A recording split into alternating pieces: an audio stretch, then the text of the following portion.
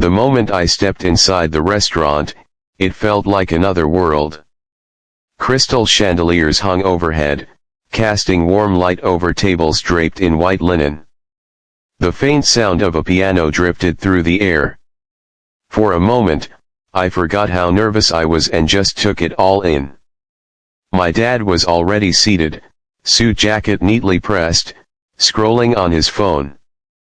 I hadn't seen him much over the last year. He was always busy, and I was always, well, working, hustling, trying to keep my little bakery afloat. "Hey, Dad," I said softly as I slid into the seat across from him. He looked up, smiled briefly, then went right back to the menu. "This place is expensive," he said with a half smirk. "Order what you want. Might as well, you'll probably never afford to eat here again." His words hit harder than I expected. I forced a polite laugh, pretending I wasn't hurt. "I mean," he continued, "nothing wrong with treating yourself once in a while. But places like this, they're for people who really make it, you know." I nodded, though inside, my chest tightened. He didn't know that I had just pulled the biggest catering order of my life. He didn't know that my late nights, my 5 a.m. baking shifts, were finally paying off. I swallowed hard and looked around the restaurant instead. Couples were smiling over wine glasses, friends were taking pictures of their plates, and everything felt just a little too perfect. "Still," Dad said, glancing at the menu, "order the steak. If I'm paying, might as well get the good stuff." I smiled faintly and looked down at my lap, deciding right then that I wouldn't argue, wouldn't defend myself.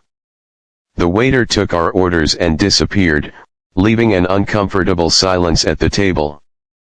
I stirred the ice in my water, my mind 1,000 miles away. Dad was focused on his phone again, probably scrolling through market updates or work emails. He always seemed to be in another world. I couldn't stop replaying his words in my head, "You'll never afford this place." He wasn't trying to be cruel, that was the worst part. He genuinely believed it.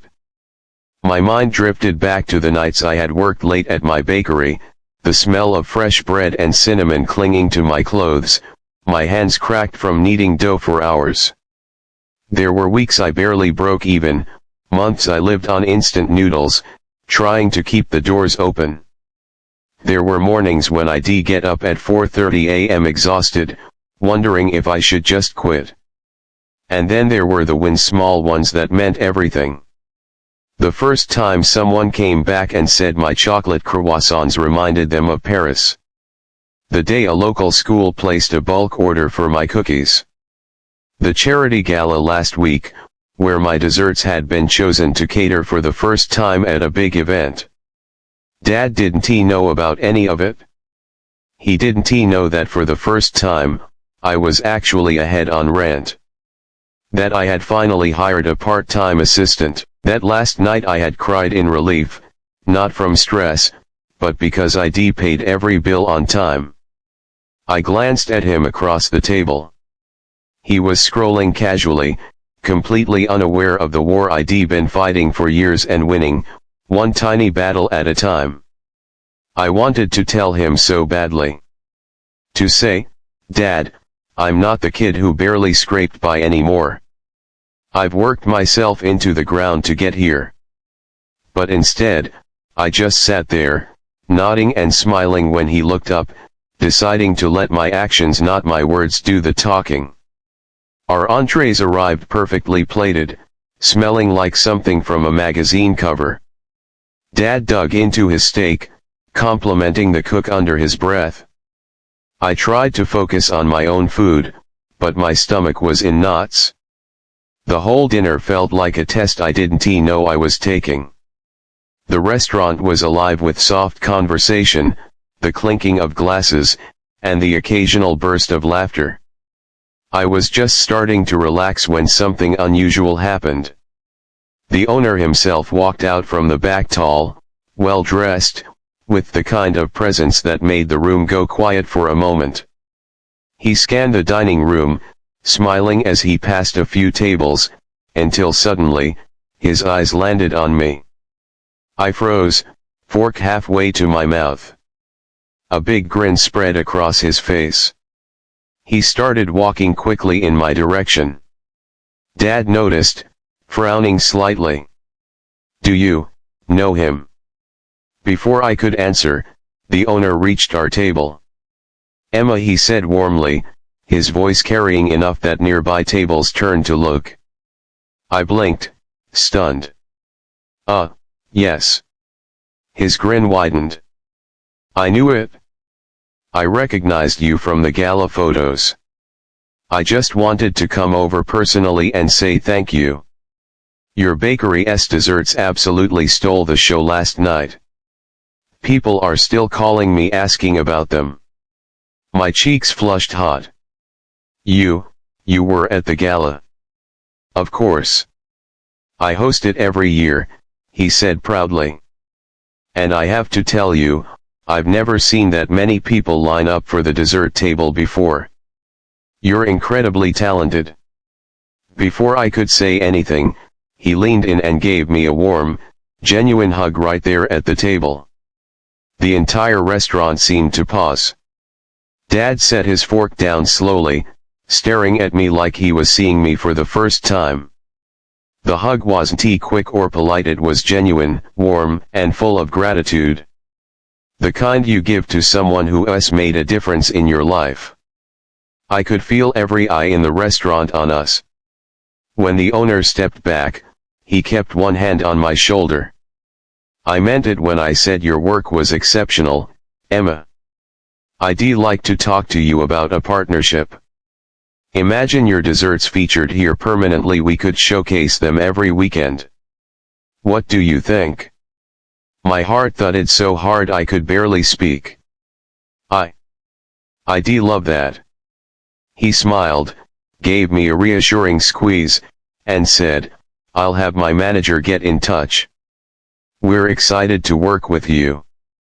Then he turned to Dad politely, nodding before heading to greet another table. I just sat there, stunned, still feeling the weight of that moment, and then I realized Dad hadn't moved a muscle. He was staring at me, eyes wide, his expression a mix of shock and pride. "You," he said slowly, as if putting the pieces together. "You catered the desserts for that gala?" I nodded, suddenly shy. "And he wants to feature them here?" "Yes," I said quietly. Dad leaned back in his chair, exhaling a long, low whistle. The look on his face was different now, softer, almost reverent. "I had no idea you were doing that well," he said finally. I smiled faintly, feeling a lump in my throat. "I guess I didn't know how to tell you. I wanted you to see it for yourself." For a moment, he just looked at me, like he was seeing me, really seeing me for the first time in years. The silence at the table stretched, but it wasn't uncomfortable anymore. It was heavy, meaningful, the kind of silence where a person's heart finally catches up with what just happened. Dad set his knife and fork down carefully, as though trying to gather his thoughts. His usual composed expression was gone, replaced by something far more vulnerable. "You know," he said slowly, "when you first told me about opening that bakery, I honestly didn't think it would last a year. Not because I didn't believe in you." He paused, sighed. "Because I didn't want to see you get hurt chasing something so risky. I thought you'd eventually give up and go get a safe job." I bit my lip, my chest tightening. "But you didn't give up," he continued, shaking his head in disbelief. "You stuck it out. You worked yourself to the bone, and now the owner of this place wants to feature your desserts. Emma, you proved me wrong." I blinked hard, tears threatening to spill. Dad leaned forward, his voice gentler than I'd heard in years. I'm proud of you. Really proud. And I'm sorry if I made you feel like you'd never make it. You just proved to me that you already have. Something inside me loosened, years of wanting him to say exactly that. I smiled through the tears. Thanks, Dad. I guess I just needed you to see me the way I see myself. He nodded, and for the first time all evening, his smile was unguarded and genuine. When the check came, he paid without another word about money. As we stood to leave, he put a hand on my shoulder. You know, he said with a grin, next time we come here, I expect you to order dessert. After all, it'll be yours. We both laughed, and as we walked out into the cool night air, I felt lighter than I had in years.